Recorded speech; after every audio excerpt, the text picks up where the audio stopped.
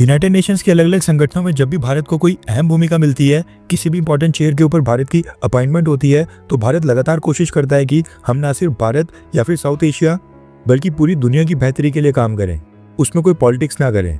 वहाँ पर हमें याद नहीं रहता है कि हमें पाकिस्तान से दुश्मनी निकालनी है, लेकिन पाकिस्तान सरकार भारत से दुश्मनी निकालने का एक भी मौका नहीं छोड़ती है। दरअसल पाकिस्तान के लोग इस समय काफ़ी खुशी मना रहे हैं क्योंकि वीटो पावर और परमानेंट सीट भारत से दूर जाते जा रही है। एंड यूएन सिक्योरिटी काउंसिल में तो अब पाकिस्तान ने शरेआम भारत से टक्कर लेने की बाकायदा घोषणा भी कर दी है। भारत और पाकिस्तान दोनों को यूएन सिक्योरिटी काउंसिल का नॉन परमानेंट मेंबर बनाया जाता है।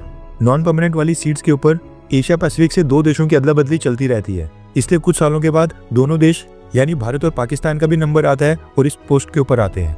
और पिछले कल 1 जनवरी 2025 को पाकिस्तान एक बार फिर से यूएन सिक्योरिटी काउंसिल का नॉन परमानेंट मेंबर बन गया है। नॉन परमानेंट मेंबर की सीट के ऊपर आते ही पाकिस्तान ने यूएन सिक्योरिटी काउंसिल के रिफॉर्म्स के ऊपर एक बयान जारी करते हुए अपना स्टैंड बताया है, यानी कि वो क्या चाहते हैं कि रिफॉर्म्स के बाद परमानेंट देशों की संख्या कितनी होनी चाहिए और नॉन परमानेंट मेंबर्स कितने होने चाहिए।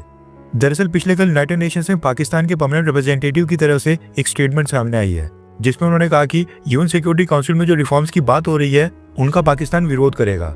पाकिस्तान की आधिकारिक मांग ये है कि रिफॉर्म्स करने के बाद परमानेंट मेंबर्स की संख्या 5 ही रहनी चाहिए। नए देशों को परमानेंट मेंबर्स नहीं बनाया जाना चाहिए, केवल नॉन परमानेंट मेंबर्स की संख्या बढ़नी चाहिए। इसके साथ ही पाकिस्तान ने कहा कि वो चाहते हैं कि वीटो पावर का अधिकार वो भी पुराने 5 परमानेंट देशों के पास ही होना चाहिए और भारत को परमानेंट मेंबर बनाने का वो सख्त विरोध करेंगे। पाकिस्तान ने कहा है कि वो यूएन सिक्योरिटी काउंसिल में मुस्लिम वर्ल्ड की वॉइस बनेंगे, यानी कि मुस्लिम देशों के मुद्दों को उठाने का काम करेंगे।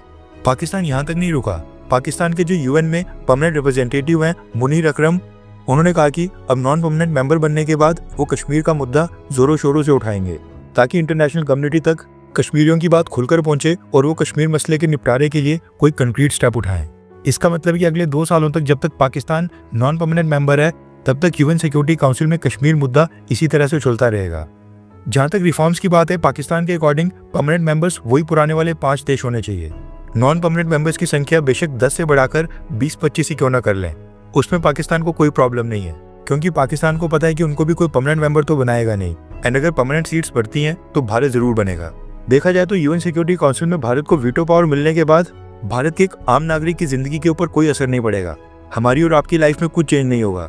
लेकिन वीटो पावर एक ऐसी चीज है जो ना सिर्फ स्ट्रेटेजिक मायनों से भारत सरकार के लिए इंपॉर्टेंट है, बल्कि अब हमारा इसके साथ एक इमोशनल कनेक्शन सा बन गया है। इस चीज को लेकर तो खैर कोई ऑफिशियल डॉक्यूमेंटेशन नहीं है, लेकिन ऐसा कहा जाता है कि जब 1950 के आसपास चाइना में वहां पर पावर स्ट्रगल चल रहा था, उस समय अमेरिका और सोवियत यूनियन ने चाइना की जगह भारत को परमानेंट मेंबर की सीट ऑफर की थी, लेकिन नेहरू जी ने मना कर दिया था ताकि चाइना के साथ उस समय रिश्ते ना बिगड़े। और आज तक भारत इसी परमानेंट सीट और वीटो पावर के लिए तरस रहा है।